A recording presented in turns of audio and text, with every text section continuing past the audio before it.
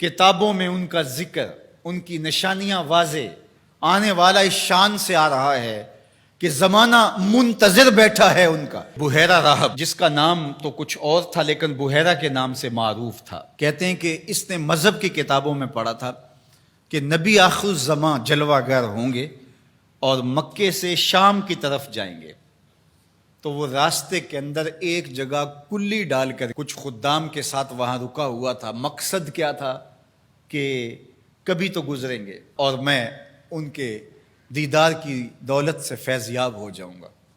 مذہب کی کتابوں میں ساری نشانیاں اس نے پڑھ رکھی تھیں۔ وظیفہ کیا کرتا ہے یہاں بیٹھ کے؟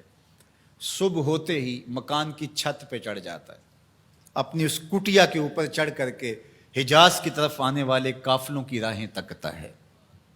قافلے گزر جاتے ہیں، شام کو پھر نیچے آ جاتا ہے، اگلے دن سویرے پھر یہی عمل شروع ہو جاتا ہے۔ شب ہجر کی سختیاں کوئی اس سے جا کے پوچھے، تیری راہ تکتے تکتے جسے صبح ہو گئی، مدتیں بیت گئی، ماہ و سال گزر گئے۔ ایک دن وہ اپنے مکان کی چھت پہ چڑھا ہی تھا تو ایک قافلہ دکھائی دیا۔ اس نے کیا منظر دیکھا کہ دائیں بائیں کے درخت سجدہ کناں ہیں۔ سمجھ گیا میرا مقصود آ گیا ہے، جس کے لیے انتظار کی گھاتیں تھیں، جس کے لیے منتظر رہا شب و روز، جس کے لیے راستے میں کلی ڈال کے بیٹھا ہوا تھا، وہ مقصود، وہ گوہر مراد آج نصیب ہونے والا ہے۔ تو جلدی سے نیچے اترتا ہے اور اپنے مصاحبوں سے کہتا ہے، جلدی جلدی اس قافلے والوں کا کھانا تیار کر دو۔ کہا کہ پہلے بھی قافلے گزرتے ہیں، یہاں رکتے بھی ہیں، آپ نے کسی کو پوچھا بھی نہیں۔ کہا بس آج کسی کی طفیل ان کو کھانا دیا جا رہا ہے۔ یہ قافلہ جب قریب پہنچا اور انہوں نے پڑاؤ کیا، اس کی کٹیا کے قریب بہت بڑا ایک درخت تھا، وہاں رک گئے۔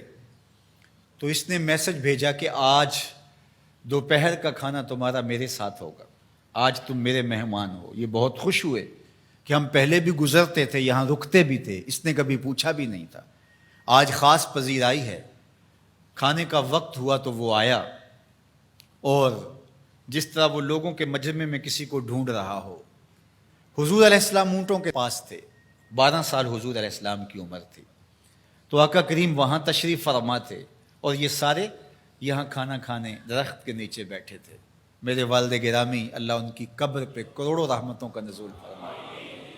تو یہاں ترمذی شریف کے اندر تفصیلی واقعہ موجود ہے، اس میں عربی الفاظ جو ہیں ان کا ترجمہ اپنے لہجے میں وہ یوں کیا کرتے تھے کہ وہ بحیرہ راہب آ کر کے ان سے کہتا ہے کہ بارات آئی بیٹھی ہے، دولہا کہاں ہے؟ بارات آئی بیٹھی ہے، دولہا کہاں ہے؟ پھر حضور علیہ السلام جب تشریف فرما ہوئے تو اب وہ راہب آیا، فَأَخَذَ بِيَدِ رسول اللہ صلی اللہ علیہ وسلم۔ حضور کی عمر کتنی ہے؟ 12 سال، اور حضور کا اس نے ہاتھ پکڑ لیا۔ صحیح ترمذی روایت ہے، قال، اور اس نے کہا، ھذا سید العالمین، قافلے والوں سن لو، یہ تمام جہانوں کا سردار ہے۔ ھذا رسول رب العالمین، یہ تمام جہانوں کا رسول ہے۔ یبعثہ اللہ رحمت للعالمین، اور سن لو اللہ اس کو تمام جہانوں کے لیے رحمت بنا کے مبعوث فرمانے والا۔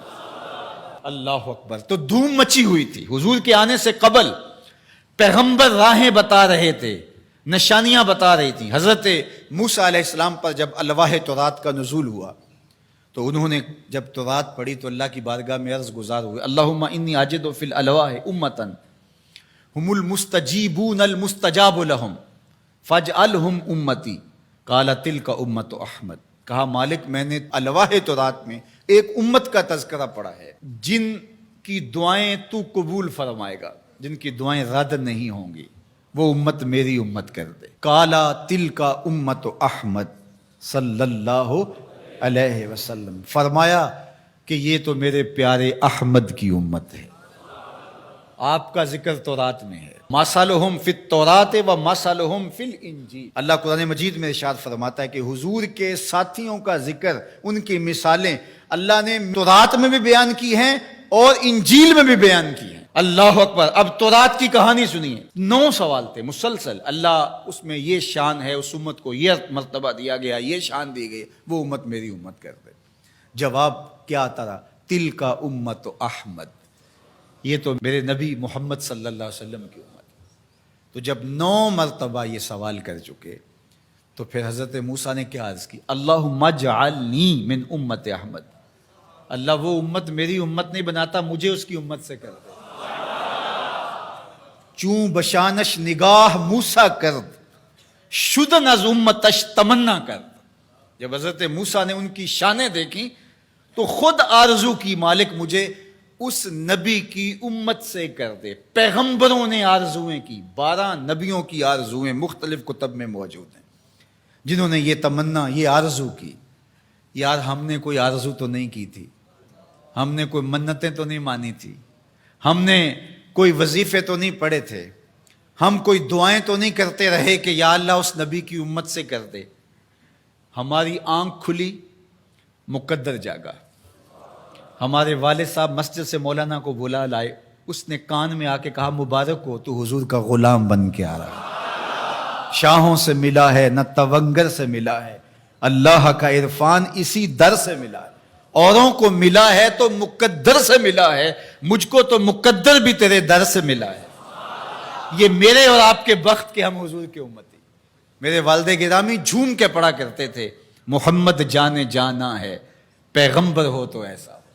محمد جانے جانا ہے، پیغمبر ہو تو ایسا ہو، رسولوں کی بشارت سے مبشر ہو تو ایسا ہو، امر توقیر کا سب کو موکر ہو تو ایسا ہو، کیا ہم کو غلام ان کا مقدر ہو تو ایسا ہو، کیا ہم کو غلام ان کا مقدر ہو تو۔